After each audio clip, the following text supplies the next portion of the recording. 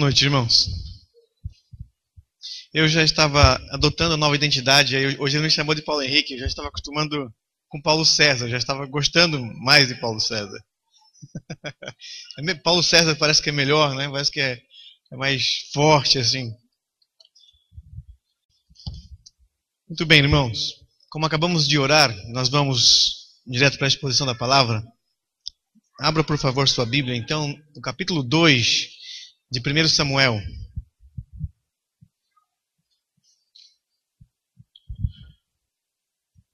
Nesses últimos 2 dias, então, temos olhado para o livro de Samuel, tentando entender um pouco, pois o objetivo desta exposição é apenas demonstrar a introdução do livro e influenciar a leitura dele todo, entendendo um pouco como ele foi escrito, qual a intenção do autor quando escreveu, o que Deus inspirou. E não quero fazer nenhum resumo aqui, nenhuma revisão, mas apenas chamar a atenção, porque hoje olharemos para a segunda narrativa, e a primeira diz respeito à vida de Ana. E na intenção do autor, ele vai falar sobre idolatria, quer responder ao povo por que Deus parece que está nos punindo, ao nos mandar para o cativeiro, ao levantar profetas. Nos dias daquele que escreveu, muitos profetas levantaram como voz do Altíssimo para corrigir o povo. Mas a única introdução que eu quero fazer nesta noite, antes de olhar para a narrativa sobre Eli e os seus filhos, é chamar a nossa atenção para um detalhe muito importante quando lemos textos do Antigo Testamento. Às vezes somos levados a pensar que esse texto é um texto judaico. Esse é o primeiro erro. Quando lemos textos como estes, que falam sobre sacerdotes e a corrupção dos sacerdotes no Antigo Testamento, o primeiro engodo que nós caímos é aquele de pensar: isso aqui é coisa de judeu, de sacerdote, de sinagoga, de templo, de tabernáculo, isso não tem nenhuma ligação com a igreja neotestamentária. Esse é o primeiro erro. Esse livro foi inspirado pelo Senhor para que o seu povo o conhecesse. Nós hoje somos o povo do Senhor. E a palavra que está aqui, que nós vamos meditar nela, é a palavra para o povo de Deus. É a revelação do Altíssimo. Portanto, não há nenhuma divisão entre testamentos. Se nós não entendermos isto, corremos o risco de achar que o Novo Testamento é para a igreja e que o Antigo Testamento é para judeu. Embora nós tenhamos muito da cultura judaica, nem mesmo esse nome havia no tempo de Samuel. Nenhum povo de Deus era chamado de judeu nesse período. O judaísmo vai surgir logo à frente, muitos anos depois. Era a revelação de Deus para o seu povo. Isto é totalmente aplicado às nossas vidas hoje. E devemos entender porque é revelação para nós. Então vamos olhar a partir do capítulo 2, a partir do versículo 11 hoje. A narrativa sobre Ana termina com o seu cântico, com o seu salmo de exaltação a Deus, que demonstrou como ela passou a ver Deus e a se enxergar também depois da confrontação. O versículo 11 encerra essa narrativa dizendo: então Eucana foi-se a Ramá, sua casa. Porém o menino ficou servindo ao Senhor perante o sacerdote Eli. Já demonstrei na primeira mensagem como nós vamos ler o texto. Como o autor vai colocando trechos que vai ligando à próxima narrativa. A primeira, sobre Ana, ele informou muito sobre os filhos de Eli. E foi dando diretrizes sobre a vida de Samuel, como Samuel foi parar lá no templo e vai receber uma educação sacerdotal. E o versículo 11 termina exatamente desta forma: porém o menino ficou servindo ao Senhor perante o sacerdote Eli.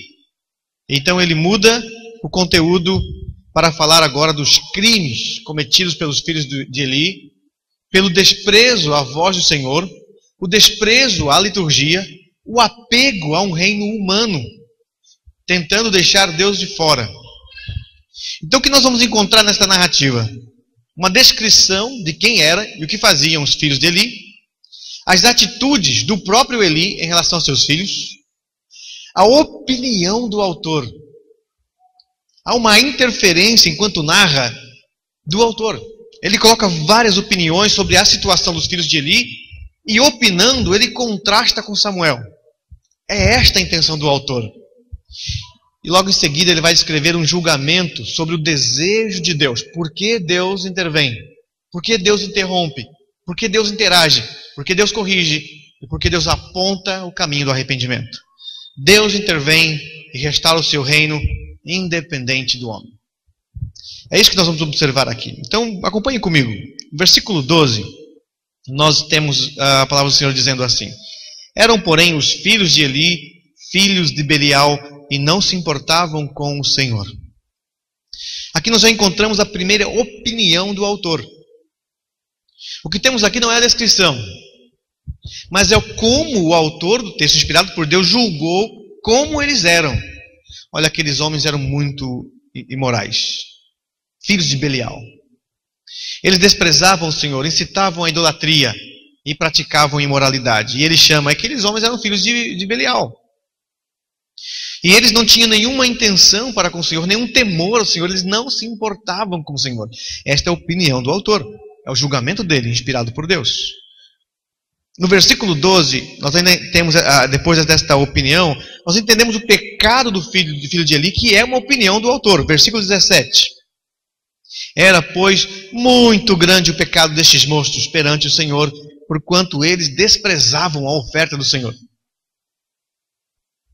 E se você olhar para o versículo 25, nós encontramos assim: pecando o homem contra o próximo, Deus será por árbitro. Pecando, porém, contra o Senhor, quem pode interceder por ele? Entretanto, não ouviram a voz do seu pai, porque o Senhor os queria matar. O que temos aqui, mais uma vez, a opinião do autor. O que eu quero dizer com isto? Que para entendermos a narrativa, a introdução, e como ela vai continuar durante toda a narrativa sobre Saul, em primeira instância, na verdade, quanto à guerra contra os filisteus, em que eles perdem a arca. Depois, a recuperação da arca, a unção de Saul, a rejeição de Saul, a unção de Davi, o pecado de Davi, o arrependimento de Davi, a usurpação de um dos seus filhos no trono, depois a Salomão assumindo o trono. Todas as narrativas são interrompidas pela opinião do autor. E é preciso perceber isto. Que se nós percebemos que Deus está inspirando ele a nos dizer isto, nós devemos concordar que observar como estes homens viveram diante do Senhor é revoltante. E talvez seja esta um tipo de revolta, um tipo de situação permitida por Deus. É uma revolta santa. Porque não estamos revoltados quanto à pessoa do sacerdote, ou os filhos de Eli, especificamente, mas estamos revoltados como essas pessoas que conheciam o Senhor, andavam perto do Senhor, o rejeitaram. Isto parece incomodar muito o autor. Se percebermos que Deus está inspirando ele a nos informar dessa forma, esse é o tipo de revolta que ainda devemos ter hoje, ao ler estas notícias. Ao observar que pessoas andam com Deus, falam com Deus e o ignoram. Se nós lermos os Salmos de Davi, Davi disse uma certa vez que ele andou tão próximo com Deus que ele contemplava o tabernáculo e queria ficar ali o tempo todo. De fato, algumas pessoas na Bíblia nos inspiram assim a imaginar como eles andaram tão perto do Senhor e sentiram quase que o cheiro de Deus, se é que tem. Parece que andaram lado a lado com o Senhor, que privilégio tiveram. E Davi sabia dessa sensação que era andar perto do Senhor, que ele sabia que o Senhor se manifestava ali no tabernáculo, e ele disse: quão amáveis são os teus tabernáculos. Como é bom ficar aqui.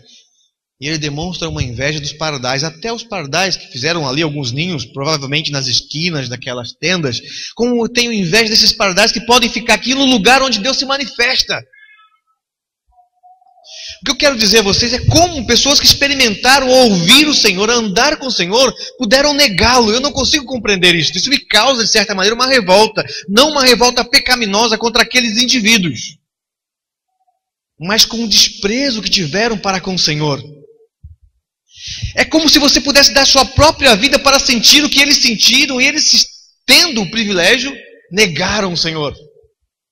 É isso que causa revolta no coração do autor, inspirado por Deus, e é exatamente isso que tem que nos inspirar a entender a palavra do Senhor e andar perto dele, e a criar uma certa revolta. Como pessoas podem andar perto do Senhor e negá-lo? Isso tem que chamar a nossa atenção. Agora que você entendeu como ele escreveu, o que ele vai opinando, a primeira opinião do autor, no versículo 12, é assim: aqueles homens eram filhos de Belial, por isso eles desprezaram o Senhor. Eles não tinham temor ao Senhor, eles não se importavam com o Senhor. A segunda opinião, no versículo 17, o pecado deles era muito grande.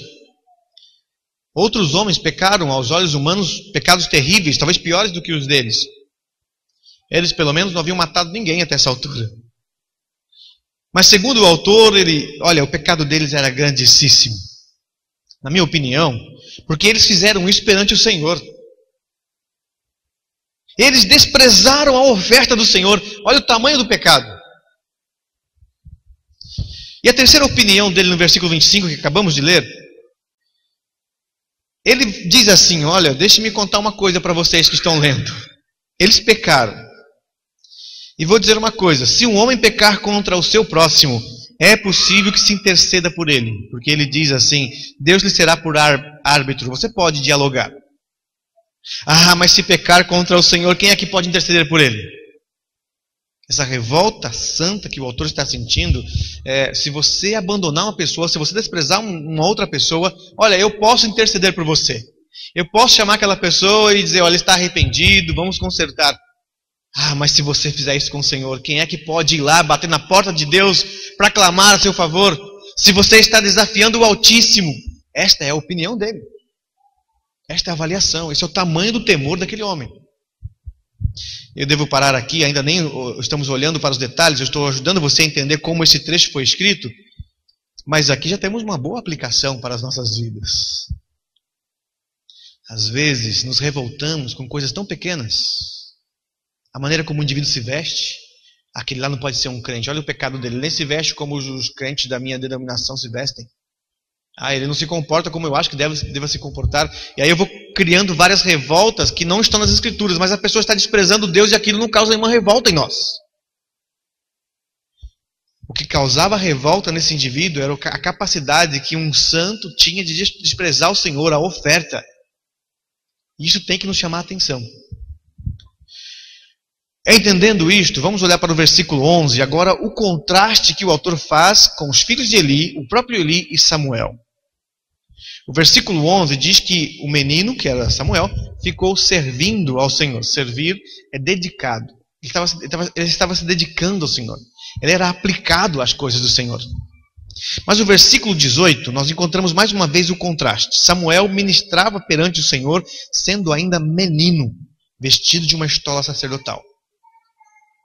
A quarta vez que ele vai fazer um contraste está no versículo 19. Sua mãe lhe fazia uma túnica pequena de aniano e lhe trazia com seu marido e subia ele a oferecer, quando subia para oferecer o sacrifício anual. Como a sua família o tratava. E no versículo 26 nós temos novamente uma comparação em que diz, mas o jovem Samuel crescia em estatura e no favor do Senhor dos homens. Nós vamos ler todo o texto. Mas eu queria que você pensasse como ele está escrevendo novamente. Cada vez que ele conta o que eles fizeram, ele dá a sua opinião e contrasta com Samuel. Esse é o objetivo, essa é a maneira como ele escreveu. Estes homens desprezaram o Senhor. Aqui está como eu me sinto em relação a eles. Agora aqui está um outro homem, diferente deles. Deixa eu contar aqui como ele é. Esta é a forma como nós temos a narrativa. Em outras palavras, o que o autor está nos informando é, olha a revolta que eu tenho desses indivíduos.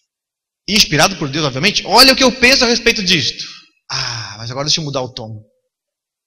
Aqui está um outro que enquanto eles desprezam, tem alguém que está crescendo. Tem alguém que ama. Tem alguém que teme. Assim ele vai relatando, opinando e contrastando. Vamos observar então alguns detalhes sobre isto. Primeiro, a descrição dos filhos de Eli. No versículo 12.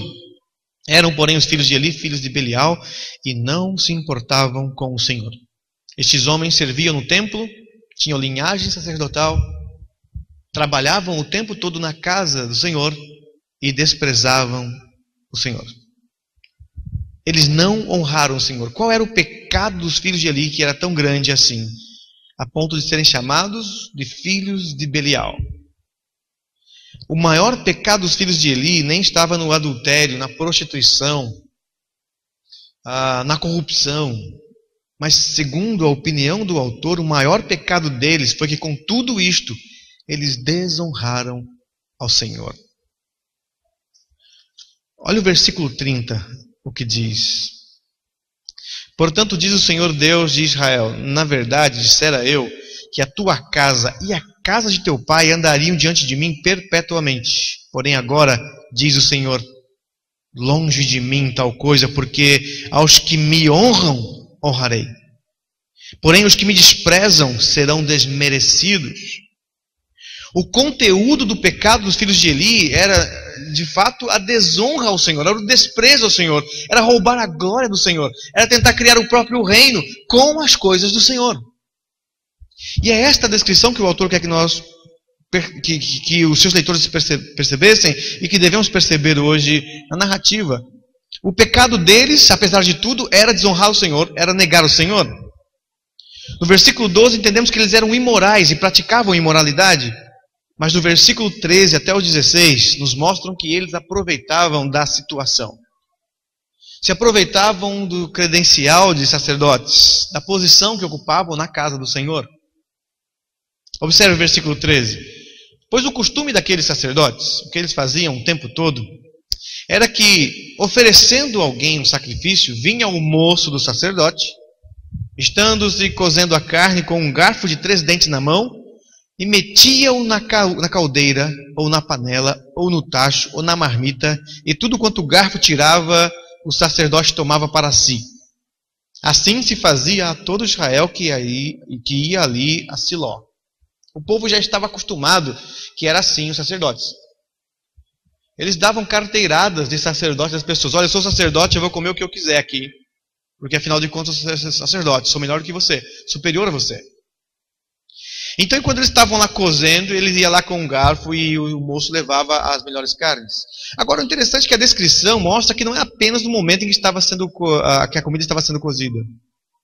Porque ele diz que fazia isso também na panela ou no tacho. Na minha versão diz marmita, poderia ser no prato. Em outras palavras, é quase que uma visão meio bizarra da coisa, e que está todo mundo ali comendo, porque há uma adoração sendo feita, e depois disso eles vão partilhar daquela carne que foi dedicada, e ele poderia comer o que ele quisesse, até mesmo se ele quisesse a sua. E o povo, não, já estamos acostumados com isso, eles fazem assim mesmo. Eles aproveitavam da posição que ocupavam, das coisas do Senhor, sem o mínimo respeito, sem o mínimo temor, tentando viver vidas privilegiadas por serem sacerdotes, ter um reino e credenciado pelo Senhor, por causa da sua família. Quando nós olhamos para a ideia de honrar ao Senhor, parte do que temos na ideia de honrar ao Senhor vem sobre uma posição do corpo. De fato, algumas palavras hebraicas têm muito a ligação com isso, na posição do corpo. E honrar quase que é a ideia de que você se rebaixa e aí você honra, consegue um mérito, uma glória, àquele que você se julga superior a você. Agora aqui, parece que o contraste na narrativa é dizer que estes homens aproveitavam para comunicar que eles eram melhores, superiores. E esta foi a grande desonra ao Senhor. Nós temos um reino. Só para ilustrar isso a vocês, como pastor, eu convivo no meio de pastores. E às vezes acho que os pastores cometem um pouco desse pecado. Tem pastor que se aproveita da credencial de ser pastor. Eu sou pastor e tenho que ser tratado de forma diferente. Tenho que ser tratado melhor. Agora se espera de um pastor é que ele conheça mais a palavra de Deus, não é verdade? Se ele conhece mais da palavra de Deus, o que a palavra de Deus produz em nós? Humildade. Então o pastor não poderia exigir nenhum tratamento superior simplesmente porque ele é pastor. Mas parece que nos dias atuais, nos nossos dias, ser pastor tem uma espécie de glamour. Não é? Parece que é legal ser pastor. Algumas pessoas querem ser pastores porque parece que é uma espécie de artista. Tem pastor que prega e sai pelos fundos. E depois faz uma fila para dar autógrafo. Tem pastor que tem um caminhão com a sua foto, igual exatamente os artistas têm. E vão para congressos com a foto estampada no caminhão. Infelizmente, existe isso ainda hoje. E aqueles homens estavam fazendo mais ou menos isso. Eu quero ter privilégios, eu quero viver tratado de forma diferente, eu quero ser superior às demais pessoas, porque eu sou sacerdote.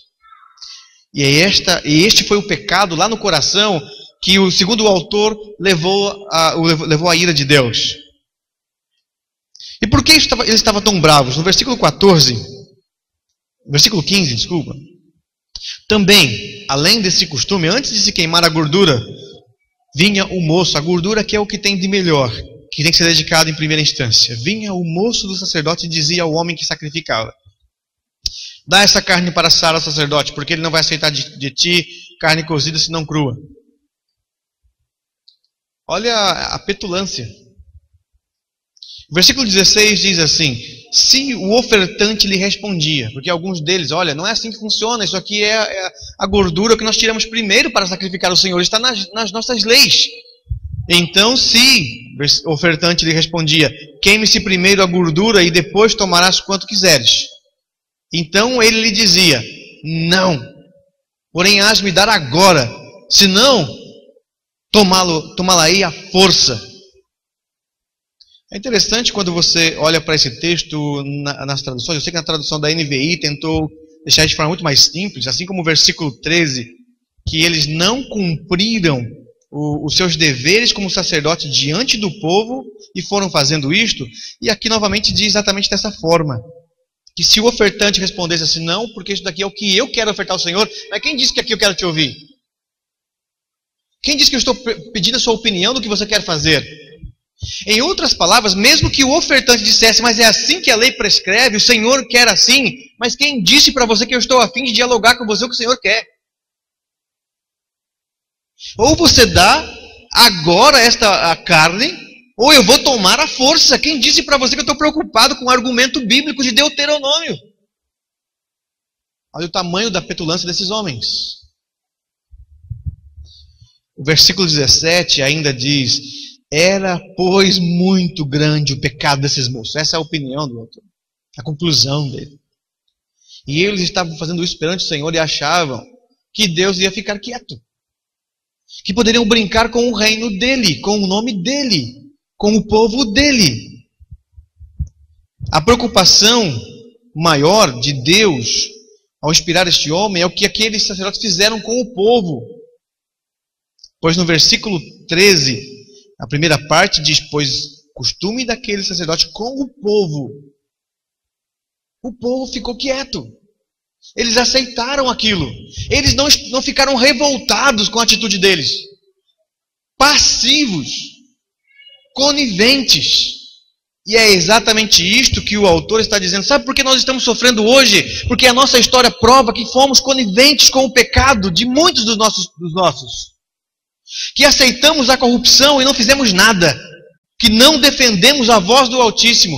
Que o Senhor levantou o profeta e o profeta sofria ao defender a voz do Altíssimo. Então não tem razão? Deus não está certo ao nos julgar?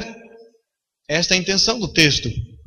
Isso traz para nós muitas aplicações para os dias atuais. O versículo 14 diz que o povo não era respeitado, porque eles chegavam e absurdamente interrompiam o que o povo estava fazendo em sua adoração. E o versículo 16 e 17 diz que o povo era subjulgado. Eles não podiam fazer nada, nem mesmo argumentar biblicamente. Esse é o tipo de situação que nós encontramos sobre os filhos de Eli. Não ouviram o Senhor, desprezaram o Senhor, desonraram o Senhor. Embora isso pareça a nós uma atitude grotesca, uma imagem bizarra de um sacerdote ou de alguém que diz que crê em Deus, de outra forma, a igreja continua fazendo isso. Às vezes os santos fazem a mesma coisa. Não há nenhum respeito para com as coisas do Senhor. Não há nenhum temor diante das coisas que fazemos para com o Senhor. Não há nenhum respeito para com aqueles que estão adorando, servindo ao Senhor. E quando pessoas se levantam no nosso meio desonrando ao Senhor, nós agimos de forma passiva. E vamos permitindo isto. E sabe por que o evangelicalismo está tão ruim hoje? Parte disso é porque as vozes daqueles que temem o Senhor estão caladas. A igreja não se levanta. Ela tolera de certa maneira. Eu vou contar para vocês aqui um episódio, e se você tiver qualquer ligação com a crença que eu vou demonstrar aqui, me perdoe. Minha intenção não é ofendê-lo, mas é fazê-lo pensar a respeito. Mas um dos episódios mais constrangedores que já passei no meio evangélico não foi com um incrédulo tentando defender a fé, não foi com um ateu tentando defender a existência de Deus. Um dos episódios em que me entristeceu de forma imensa e mais constrangedor foi com outros pastores que se dizem, ou pelo menos afirmavam, líderes de igrejas cristãs. Eu fui a um encontro de pastores promovido na cidade, com vários pastores de todas as denominações possíveis, que você possa imaginar. Um encontro bem político, assim. E sentei à mesa com vários outros pastores e eles começaram uma conversa bem interessante sobre revelação de Deus. E um deles me disse, estava na mesa empolgado e disse assim: olha, eu ando tão próximo do Senhor que o Senhor fala comigo diretamente. Ele diz assim, eu pergunto a ele: Senhor, quer que eu pregue o que no próximo domingo? O Senhor aparece no meu quarto e me dá a mensagem. E assim, no próximo domingo, eu estou lá pregando a revelação do Senhor que Ele me deu. Em outras palavras, eu fiquei com muita inveja dele. Olha, isso aí sim anda... O Senhor sai do seu trono e vai lá no quarto dele falar para ele assim: eu quero que você pregue. Tem que ser muito próximo do Senhor mesmo. Agora, é claro que o segundo não pode ficar por baixo, né? Aí o segundo chega e diz assim: não, comigo é diferente. O Espírito Santo me prega me faz pegadinhas, ele me prega algumas peças. E ele me dá uma mensagem durante a semana, quando eu estou lá orando, ele chega e me dá uma mensagem, mas na hora em que eu chego no púlpito e vou pregar, o Espírito Santo chega aqui e fala assim: eu te peguei. Era só para você ficar achando que era essa a mensagem agora é outra. E aí o Espírito Santo então ali vai dizendo e eu vou pregando na hora. Aí você fica: uau! Não é? E o terceiro disse a mesma coisa. Só que eu tenho um voto com Deus. O meu voto com Deus é assim: olha, eu não dou minha opinião, a menos que me peça. Eu não sou intrometido. Se você quiser falar que você viu o anjo, que você foi arrebatado ao terceiro céu, que ressuscitou, que foi ao inferno e voltou, tudo isso que as pessoas andam afirmando por aí, eu não vou dizer assim: olha, você é louco e tudo mais. Se você quer contar, tudo bem. Você acredita em gnomos, acredita em dragões ou em elfos, não tem problema, você pode falar. Eu respeito. Mas o meu voto não termina aí. Meu voto é: se pedir a minha opinião, eu a darei, mesmo que isso me custe a vida. E olha que algumas vezes eu acho que quase chegou perto de custar a vida. Mas aí, infelizmente, alguém chega lá que você fica torcendo. Tomara que não me pergunte nada, né? Mas aí chega alguém e diz assim: e você, pastor, como é que é? Como é que você prega lá? E aí? Aí você tem que dizer: olha, eu lamento informá-los, mas o Deus que você crê, a Bíblia que você lê é bem diferente da minha. E se você afirmar que o Deus que você crê é o mesmo do meu, eu vou me sentir ofendido. Porque você blasfemou contra o Deus que eu creio. O Deus que eu creio não faz pegadinhas. Nem desce do seu trono para falar como os pecadores, para dar o que ele tem que pregar, porque ele já deu o que tem que pregar. Aí sabe o que me disseram? Que aí ficou pior ainda. Aí eles estavam me provocando a revolta. Eles disseram assim: porque você é batista, os batistas assim mesmo, são assim mesmo. Opa! Não é porque sou batista. É porque é assim que o Senhor age. Vocês estão brincando com o Senhor. É quase que assim, você está de brincadeira, não é? Agora você pode imaginar como fica o café dali depois desse assunto? Não dá mais para continuar. Tem que pegar o seu café e trocar de mesa. Porque fica constrangedor. Irmãos, é mais ou menos isso que está acontecendo e nós não ficamos revoltados, nós aceitamos. As pessoas estão brincando com o nome do Senhor sem nenhum temor. Criando liturgias em nome de Deus no nosso meio, influenciando o nosso povo. Agora, antes que as pessoas pensem assim: pastor, a gente não precisa ficar falando disso. Precisa, irmãos. Se nós não falarmos disso, seremos como eles, que o autor está revoltado. Nós nos calamos e é por isso que sofremos hoje. Nós precisamos sim chamar a atenção para o temor ao Senhor diante do sacerdócio daqueles que se dizem ministros. O interessante é que o pecado dos filhos de Eli, então, com tudo isso, no versículo 18, nós temos o contraste sobre Samuel, que diz assim: Samuel ministrava perante o Senhor, sendo ainda menino, vestido de uma estola sacerdotal de linho.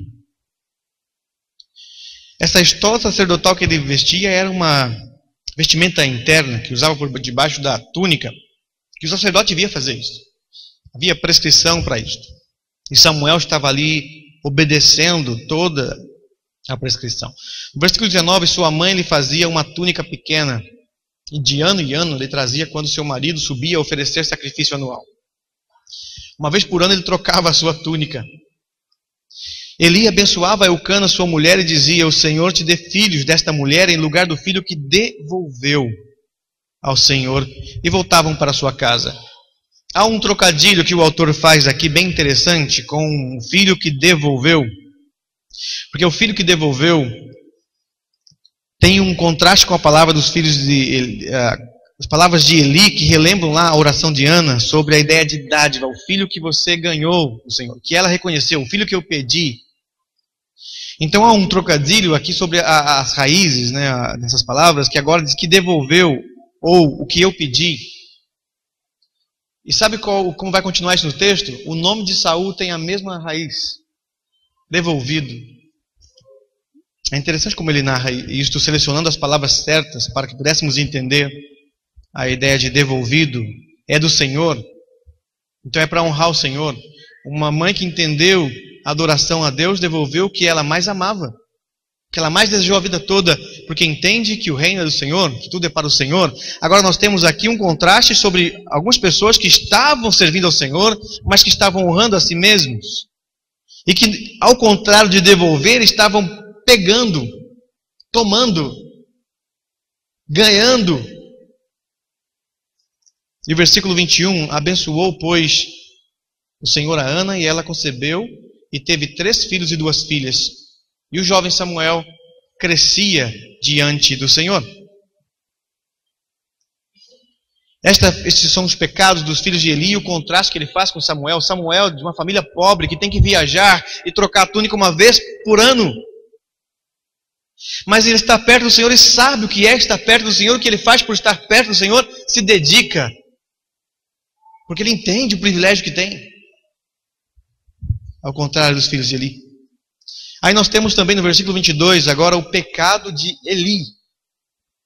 O autor faz questão de demonstrar que o sumo sacerdote também falhou. De forma diferente que os seus filhos, mas também falhou, há falhas. Roubou a honra do Senhor. O versículo 22 diz: era, porém, Eli já muito velho e ouvia tudo quanto seus filhos faziam a todo Israel e de como se deitavam com as mulheres que serviam à porta da tenda da congregação. Eli sabia que seus filhos se prostituíam com aquelas mulheres. E há uma maneira de entender isto, é possível, o que eu vou dizer aqui, não há como provar, mas é possível, que ele tenha resgatado cultos cananeus aqui e tenha incentivado aquelas mulheres que aquela prática fosse aceitável diante do Senhor. Os cultos que envolviam relações sexuais que eram praticados nos povos pagãos. E que tenha convencido que com o sacerdote estava tudo bem. É possível que isso tenha acontecido mesmo e que ele sabia disso, porque o texto diz que ele era muito velho e ele sabia exatamente disto. E o versículo 23 disse-lhes que Eli procurou os filhos e perguntou, né, por que fazeis tais coisas? Pois de todo este povo ouço constantemente falar do vosso mau procedimento.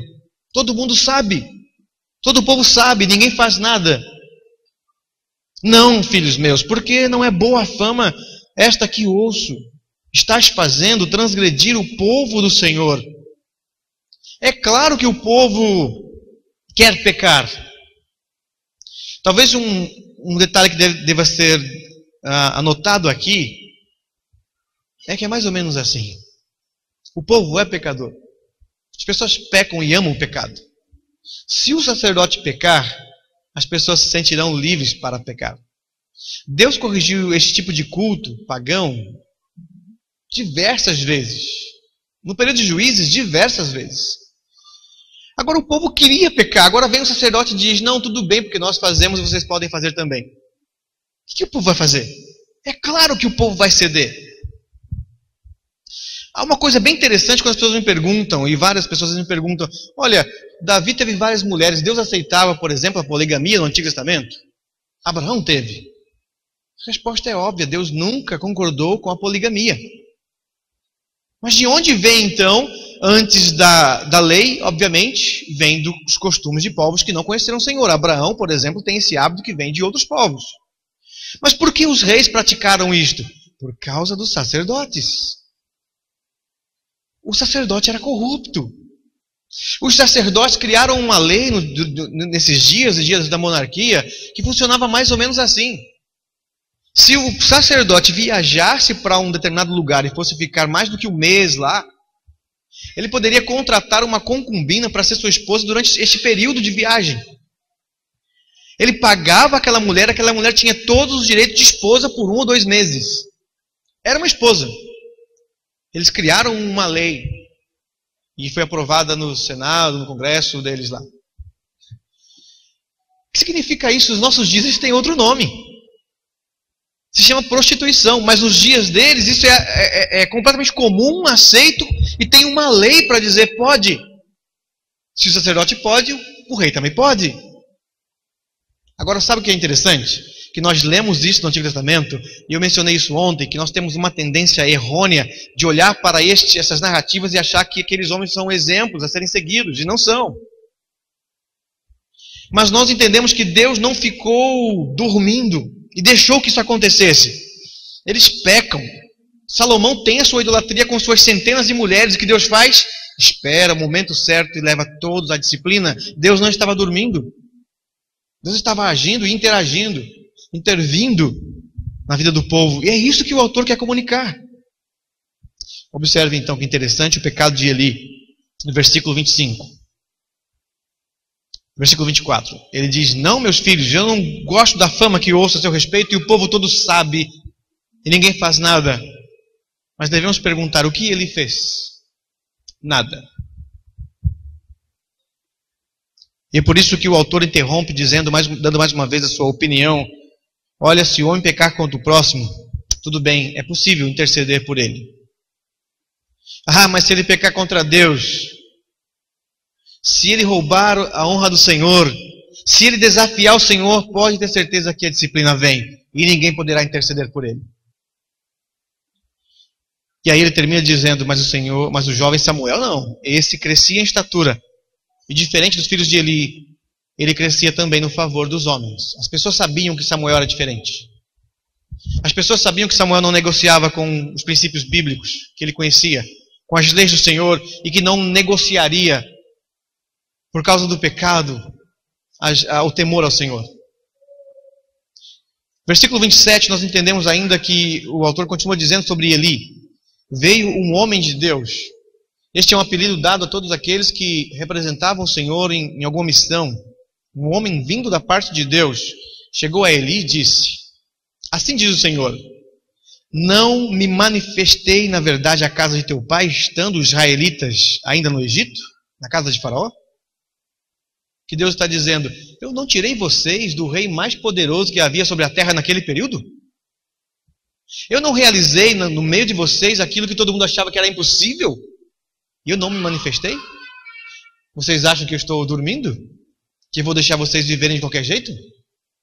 Essa pergunta traria isto a Eli: eu o escolhi dentre todas as tribos de Israel para ser o meu sacerdote, para subir ao meu altar, para queimar o incenso e para trazer a estola sacerdotal perante mim. E dei à casa de teu pai todas as ofertas queimadas dos filhos de Israel. Nós introduzimos o culto falando disto. Tudo é de Deus. Mesmo aquilo que nos foi dado, ainda foi dado, mas é dele. Não fui eu quem fiz isto? Vocês acham que podem brincar e fazer o que quiserem com as minhas coisas, com o meu reino? Com as minhas funções litúrgicas? Vocês acham que podem me desafiar assim? Isso que Deus estaria comunicando através daquele homem a Eli. E o versículo 29 tem outra pergunta bem interessante. Por que pisais aos pés os meus sacrifícios e as minhas ofertas de manjares que ordenei se me fizessem na minha morada? E tu, por que honras a teus filhos mais do que a mim para tu? E eles vos engordardes das melhores de todas as ofertas do meu povo de Israel. Com paciência, A próxima vez que você ler esse texto, eu espero que você faça isso ainda hoje, porque aqui fazemos isso de forma bem panorâmica, sem olhar para todos os detalhes, mas somente neste trecho onde Deus se apresenta a Eli. Grife na sua Bíblia quantas vezes Deus diz eu, meu, minhas coisas, meu reino, minha liturgia, meus sacrifícios, meu povo. O que ele estaria dizendo a Eli? Você acha que pode fazer o que quer das minhas coisas? Você acha que pode brincar comigo? Não sabe, esqueceu que eu posso interromper o maior reino da terra e libertar o povo que quero? Que eu instituo quem eu quiser para me servir nas minhas coisas? Nós vamos entender bem a mensagem se observarmos isto. Versículo 30. Portanto, diz o Senhor Deus de Israel: na verdade, dissera eu que a tua casa e a casa de teu pai andariam diante de mim perpetuamente. Porém agora, diz o Senhor, longe de mim tal coisa, porque aos que me honram, honrarei, porém os que me desprezam serão desmerecidos. A sentença de Deus a Eli é dura. Ele morreu, ele caiu da cadeira com um ataque fulminante quando a arca foi roubada, porque ele sabia exatamente o que havia acontecido quando os filisteus roubaram a arca. Ele entendia tudo isso. Agora eu queria que você pensasse assim, o que há de mais grave na punição do Senhor? Senão o silêncio. Senão quando Deus vira as costas. Senão quando Deus entrega o homem a ele mesmo, ao seu próprio caminho e diz, longe de mim. Você quer viver dessa forma? Viva longe de mim. Longe das minhas coisas. Nos dias em que esse texto foi escrito, Ezequiel, por exemplo, foi um profeta que Deus trouxe para falar aos sacerdotes. E a mensagem de Ezequiel é: dize aos levitas, para fora. Fala para os sacerdotes do lado de fora. Eu quero eles longe de mim. E se nós lermos com atenção a Ezequiel, nós vamos entender que havia lá uma linhagem dos filhos de Zadok. E esse Deus diz, estes, traga para perto. Aqueles que conhecem o Senhor, aquele que entende que o Senhor é, sabe que a maior punição que Deus pode nos dar, sabe qual é? Longe de mim. O que é viver longe do Senhor? Sem o Senhor? Entregue. Agora o privilégio que é ouvir, não, este aqui, traga para perto. Mas eu quero ele andando comigo. É exatamente este o recado, a mensagem que Deus dá na voz daquele homem de Deus para Eli. E ele entendeu bem isto. Porque você honra mais os seus filhos do que a mim, estarás longe da minha presença. Este foi o pecado de Eli. Ele contrariou o pecado dos filhos, mas não apresentou Deus. Mas não proclamou o temor. Não trouxe de volta a honra do Senhor. E este foi o pecado de Eli. O versículo 31 nos diz: eis que vem dias em que cortarei o teu braço e o braço da casa do teu pai, para que não haja mais velho nenhum na tua casa. E verás o aperto da morada de Deus há um tempo com o bem que fará Israel, e jamais haverá velho na tua casa. O homem, porém, da tua linhagem, a quem eu não afastar do meu altar, será para te consumir os olhos e para te entristecer a alma, e todos os descendentes da sua casa morrerão na flor da idade. Ser-te-á por sinal o que sobreviverá a teus filhos, a Hofni e Finéias. Ambos morrerão no mesmo dia. A sentença é dura. E o interessante é se pensar que não tem nenhum sacerdote ou nenhum velho estaria na sua casa. Isso aconteceu. Depois que Hofni e Finéias morrerem aqui, mais tarde Saul vai ceifar o restante dos sacerdotes. E logo à frente, todos os demais serão expulsos. Nenhum deles sobreviveram. Nenhuma linhagem de Eli. Quando nós lemos isto, irmãos, corremos o risco de pensar, bom, Deus era duro assim com o pecado lá no Antigo Testamento, com os judeus, com os sacerdotes. Deus é o mesmo. E se não houver temor no seu povo, se roubarmos dele a glória, se brincarmos com seus rituais, com seu reino, o Senhor é o mesmo. Toda vez que eu tenho que falar sobre a soberania de Deus com alguém, que eu tenho que explicar quem o Senhor é, quando faço afirmações dessa natureza sobre Deus, sempre tem alguém que se escandaliza depois que quer conversar. E alguém diz assim, Deus não pode ser assim. Deus não pode ser tão injusto. ao fazer o que ele quer, sabe o que eu respondo sempre? Olha, essa é a sua opinião e você acha que é a minha opinião. Agora eu diria a você, vai até Deus e fale isso com ele. Boa sorte. Se você sair vivo, me conte. Porque eu não tenho coragem de apontar o dedo no nariz de Deus e dizer, Deus, o senhor é injusto. O senhor não devia ser assim. Devia ouvir nossos conselhos de vez em quando. Se você tem coragem de dizer para Deus, vai, boa sorte. Porque eu temo tanto a esse Deus que quando ele fala, eu caio de joelhos e obedeço. Esse é o Deus que eu conheço. É um Deus que não precisa de conselhos. É um Deus que tudo que temos aqui é dele. E tudo que eu faço no reino dele, eu faço por temor a ele, para a glória dele, porque eu sei quem ele é. Eu tenho medo de Deus. E as pessoas dizem, mas não pode ter medo de Deus. Então você não lê a Bíblia que eu leio, porque a Bíblia que eu leio diz o tempo todo que devemos ter temor ao Senhor.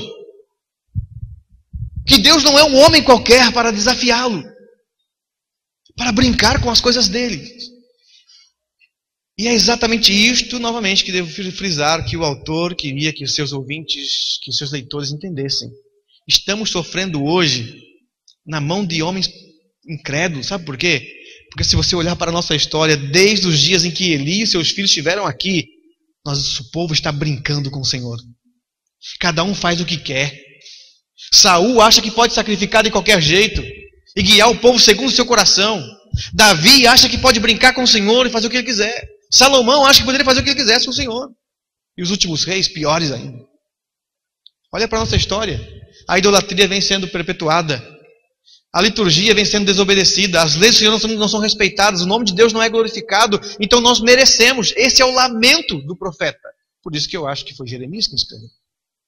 Tem tudo a ver com o tipo de literatura de Jeremias. E nós vamos brincar com o Senhor? Ou vamos temê-lo? O versículo 35, versículo 34, nós temos aqui uma expressão do Senhor que era o sinal. Ser-te-á por sinal o que sobreviverá a teus 2 filhos. Sobrevirá a teus 2 filhos. Hofni e Finéias. Eles morrerão. E o dia que eles morrerem, você vai entender que eu não estou de brincadeira com você. Que eu estou falando sério. Irmãos, algumas tragédias têm acontecido. Algumas coisas têm acontecido no meio do povo de Deus, em nossa história, que deve servir por sinal, e esta é uma delas. Para nos trazer temor. Deus não negocia a sua honra, a sua glória. Deus não quer que nenhum homem brinque com a sua liturgia, com as coisas sagradas dele. Era para trazer temor ao Senhor. É isso que nós entendemos aqui. Não poderemos ajudar contra Deus, a opinião do autor. Contra Deus eu não vou poder negociar. O reino é de Deus, diz o versículo 27. A liturgia, as coisas sagradas, pertencem ao Senhor, versículo 28. A glória é de Deus, versículo 29. O juízo também é de Deus, versículo 31 ao 33. Mas aí nós devemos perguntar ainda, e a restauração? E a mudança? E o arrependimento? Isso também vem de Deus. O versículo 34 diz que Deus mandou um sinal. Deus não coloca coisas na vida do seu povo simplesmente para castigá-lo, mas faz porque ama. Como nós reagimos às disciplinas do Senhor? No versículo 35, alguém para continuar é levantado, porque ele diz, então suscitarei para mim um sacerdote fiel que procederá segundo o que tenho no coração e na mente. Edificar-lhe uma casa estável e andará ele diante do meu ungido para sempre. Quando Deus age, intervém no meio do seu povo, nós achamos que agora para tudo. Deus está colocando fim. E na verdade Deus não erra. Quando Deus age no povo, corrige, Ele já preparou a solução, o arrependimento. O caminho da graça. Hoje Deus ainda faz isto. Quando Deus corrige o povo dele, Ele não faz isto e depois vai pensar no que vai fazer logo em seguida. Há no trajeto de Deus um caminho que Ele vai apontar para restaurar o seu reino. E o reino de Deus não vai acabar, não vai parar. Essa é uma das últimas aplicações que eu quero fazer nessa noite para você e eu pensarmos sobre humildade, honrar a Deus, considerá-lo superior e não buscarmos credenciais que nos dê liberdade para fazermos o que quisermos no reino dele. E esta aplicação é a seguinte sobre o Senhor. Quando nós temos temor a Ele, nos comportamos dessa maneira, entendemos quem Ele é e aceitamos o que Ele faz. Algumas pessoas vão ficar escandalizadas certamente ao ouvir isto, porque muitos já ficaram quando eu afirmei isto. Mas você e eu não somos importantes para Deus. E às vezes nós achamos que somos. E por diversas vezes, certamente porque sou pecador como todos somos, às vezes isso me sobe à mente. Olha, eu faço tantas coisas importantes para o reino de Deus, que você fica assim, o que será do Senhor se eu resolver não fazer mais do que eu faço hoje? É que como somos pecadores, né?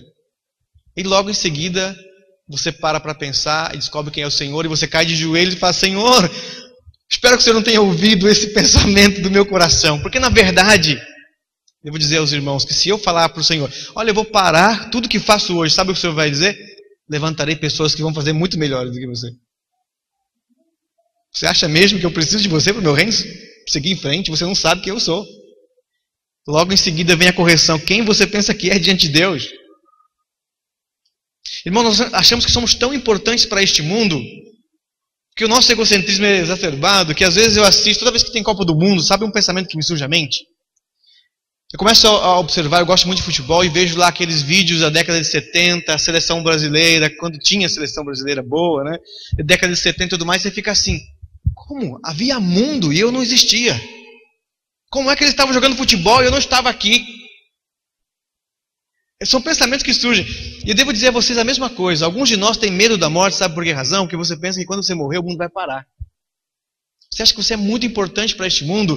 Que se você morrer, que será deste mundo? Nós achamos que somos o centro de todas as coisas. E até colocamos Deus em nossos pensamentos egocêntricos dessa natureza e dizer que vai ser do reino de Deus quando eu partir. E eu vou dizer para você que vai ser do reino de Deus. Ele vai continuar. Nós vamos até lamentar sua morte, as pessoas próximas vão chorar por uma semana, mas no domingo seguinte, na sua igreja, vai ter culto, haverá pregação, louvores, do mesmo jeito que tinha antes. Vamos pregar o evangelho como se nada tivesse acontecido. E se aquele fulano de tal que é tão importante prega para as multidões? Deus não precisa de pregadores de multidão para o reino dele continuar. Ele levanta quem ele quiser. Ele usa quem ele quiser. Mas eu queria que você pensasse agora na ótica de Samuel. Na ótica dos filhos de Eli, eles pensaram dessa natureza. Mas na ótica de Samuel, ele se dedicava tanto, porque para Samuel era um privilégio servir ao Senhor. Quando esses pensamentos pecaminosos me rondam o coração, a primeira coisa que eu digo para a minha própria alma, como foi relembrado no Salmo 42, 43, e já fiz uma exposição sobre esses dois salmos, dizendo exatamente isto. Fale com a sua alma antes que ela fale contigo. E a minha alma de vez em quando vem me dar esses conselhos pecaminosos, seguindo o caminho dos filhos de Eli, mas depois vem também o conselho, eu falo com a minha alma o que Samuel era e como ele vivia. É um privilégio servir ao Senhor. Senhor, quão grato sou porque o Senhor está me usando no seu reino. E o Senhor está permitindo que eu faça parte dele.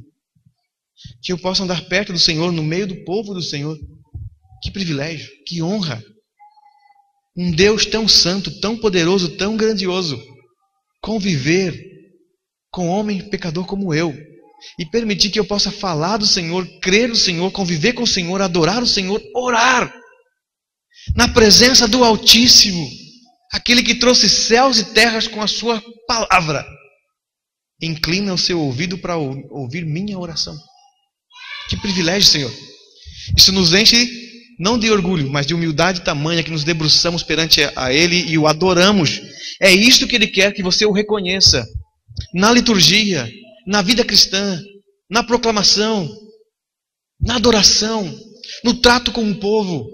E é exatamente isto que Samuel representa no contraste aos filhos de Eli, o que eles não reconheceram. O que para eles era honra para Deus, permitir que eles fizessem o que faziam. Para Samuel é o contrário. Ele servia, se dedicava, amava e fazia tudo quanto o Senhor dizia. Esta é a maior aplicação que nós temos. O retorno do Senhor é que Ele prepara todo o seu reino para continuar. E dá a oportunidade. E traz sua voz novamente para restaurar o povo. Versículo 36. Diz, será que todo aquele que restar da tua casa virá a inclinar-se diante dele, daquele que será restaurado, para obter uma moeda de prata e um bocado de pão? E dirá, rogo-te que me admitas a algum dos cargos sacerdotais para ter um pedaço de pão que coma. Sabe como devemos entender o versículo 36? Que Deus está dizendo, vai chegar um tempo que vocês vão desejar voltar a ter o que têm hoje. Vocês vão lamentar porque perderam a minha presença e vão mendigar para que eu aceite vocês, nem que seja só por um pedaço de pão, mas que possam voltar a viver comigo como meus sacerdotes. O que Deus está dizendo é que vocês desejarão, sentirão saudades de mim. Dá para imaginar isso, Deus dizendo? Um dia vocês vão mendigar, o dia que perceberem o que fizeram. Que o maior pecado é viver longe do Senhor. Que o maior pecado é desonrá-lo. Que o maior pecado é o abandono do Senhor. É perder a glória dele. A próxima narrativa do capítulo 4 vai ser exatamente a descrição que o autor começa no livro todo. A arca do Senhor é roubada. E que o povo conclui, a glória do Senhor não está mais entre nós. Creio que devemos orar nesse instante e responder ao Senhor aí em nossos corações exatamente essa questão. É um privilégio servir o Senhor, é verdade. É claro que andar com as coisas, servir o Senhor na liturgia, no culto, na adoração, no reino, ser usado por Ele, tem privilégio para aquele que faz. Mas a honra não pode ficar com aqueles que estão fazendo isso. A honra dada do Senhor. Isso Deus não vai negociar jamais. Devemos fazer isso com temor e tremor perante o Altíssimo, para que Ele seja honrado. Vamos orar? Senhor, mais uma vez, nestas noites que separamos, exclusivamente para pensar sobre a Sua palavra, nestes textos, o Senhor preservou isto para nós como sinal, para que o temêssemos, para que retornássemos ao Senhor arrependidos, humildes, e clamássemos para que o Senhor nos aceitasse de volta. Senhor, eu não vou aqui pedir perdão pelo pecado de todos que estão, porque eu sei que o Senhor vai sondar o coração de cada um. Mas eu sei que a Sua palavra nos pressiona a isto. Não tem outro caminho. Com o Senhor não negociaremos. Nós nos reconciliamos uns com os outros quando falhamos.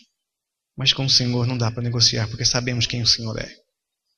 Que o Senhor é santo e não vai admitir que pessoas o sirvam de qualquer jeito, de qualquer maneira, desprezando as coisas sagradas do Senhor. Mas também sabemos, Senhor, que é fácil nos acomodarmos e criarmos uma religião mais fácil, onde teremos a liturgia, privilégios, o glamour do mundo religioso, sem o Senhor. Não é isso que nós queremos. Não queremos o sucesso, a fama, não queremos o conceito, o aplauso dos homens. Nós queremos simplesmente honrar o Senhor, estar no Seu caminho, andar próximo a Ti. Ouvir do Senhor, venha mais perto. Ouvir do Senhor que somos servos fiéis, que honram o Senhor quando falamos, quando agimos, quando pensamos. Não queremos estar dentre aqueles que foram reprovados por Ti, e porque foram idólatras em seus corações, e porque não temeram o Senhor, experimentaram a ausência do Senhor, o abandono do Senhor, a disciplina do Senhor. Não é isso que nós desejamos. E em nome de todos que estão aqui, quero fazer um compromisso perante o Senhor. Assim como foi feito por Samuel e outros, de nos dedicarmos a Ti, de buscarmos ao Senhor integralmente, de dedicarmos nossa vida, nossa alma, nossa força, tudo que somos e tudo que temos para o Teu reino, porque entendemos o privilégio que é estar junto com o Senhor e servi-lo. Esta é a oração de compromisso que fazemos no nome de Jesus. Amém.